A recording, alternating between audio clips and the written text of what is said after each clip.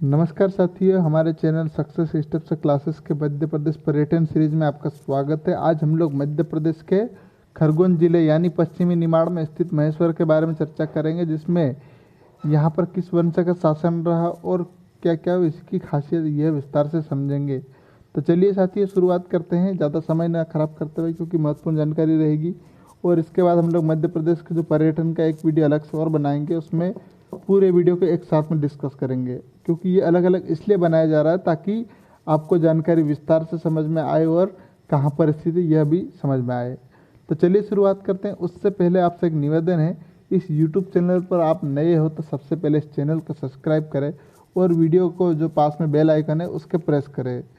एक और है जानकारी आपसे निवेदन करूँगा मैं, आप इस वीडियो पसंद आया तो लाइक का जो बटन है उसको प्रेस करें और शेयर भी करिएगा, अपने दोस्तों तक सभी जानकारी पहुंचाइएगा। अब चलिए बढ़ते हैं आज के आगे विस्तार में समझने के लिए हम लोग। तो यह भारत है और भारत के हृदय प्रदेश में इसके नाम से जाने जाने वाले मध्य प्रदेश के खरगोन जिले के बारे में देखेंगे हम लोग।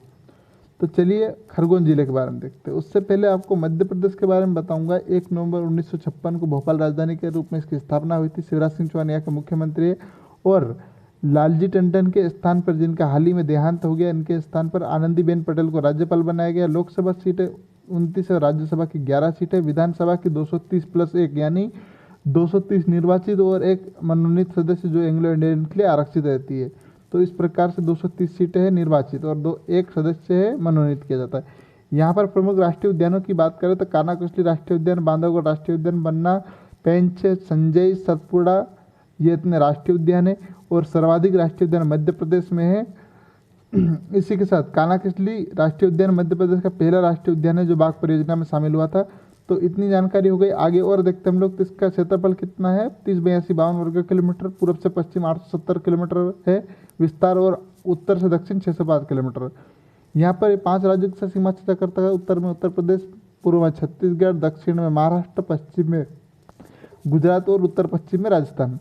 6 लोक संस्कृतियाँ मध्य प्रदेश में कौन कौन सी, निमाड़, मालवा, बुंदेलखंड, बघेलखंड, महाकौशल और ग्वालियर चंबल। अन्य नाम क्या है मध्य प्रदेश के, टाइगर स्टेट, सोया स्टेट, हृदय प्रदेश, मध्य भारत, लघु भारत, नदियों का मायका, सेंट्रल प्रोविंस।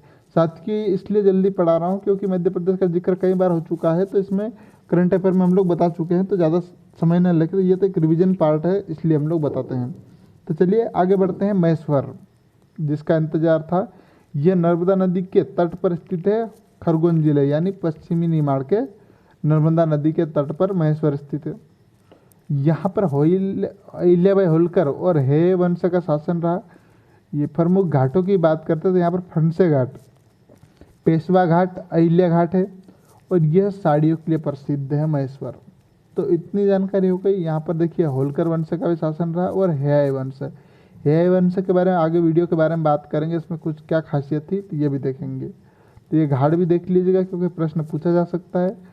और साड़ियों के लिए प्रसिद्ध है। साड़ियों के लिए एक और कौन सा है, चंदेरी का, अशोकनगर का चंदेरी, यह भी प्रसिद्ध है, तो यह भी देख लीजिएगा। याद रखिएगा, महेश्वरी साड़ी और चंदेरी साड़ी बहुत प्रसिद्ध है। तो ये अशोकनगर में चंदेरी स्थित है जो कि वो प्रसिद्ध है। आगे हम लोग और देखेंगे तो यहाँ पर हेय वंश के राजा कीर्तिवीर अर्जुन के द्वारा नर्मदा नदी के प्रवाह को रोकने का प्रयास किया गया, जिसमें नर्मदा नदी 1000 धाराओं में बढ़ गई। तब से सहस्त्र धारा यानी 1000 धाराओं में बढ़ गई है, तो इसीलिए सहस्त्र धारा प्रसिद्ध है।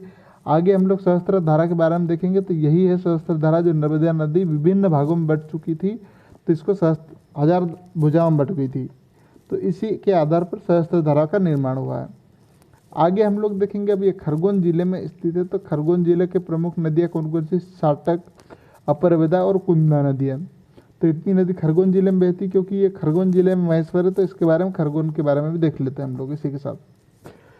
और यहाँ पर मेले की बात करते हैं तो कालूजी, सिंगाजी सहित मेला यानी सनावद में लगता है, नवग्रह का मेला। और समाधि की बात करते हैं तो पेशवा बाजीराव की समाधि रवरखेड़ी में स्थित है। और पेशवा बाजीराव का जन्म कहाँ हुआ था, धार के किले में हुआ था, तो ये ध्यान रखिएगा, प्रश्न पूछा जा सकता है। धार के किले में पेशवा बाजीराव का जन्म हुआ और इनका समाधि कहाँ पर है, रवरखेड़ी में।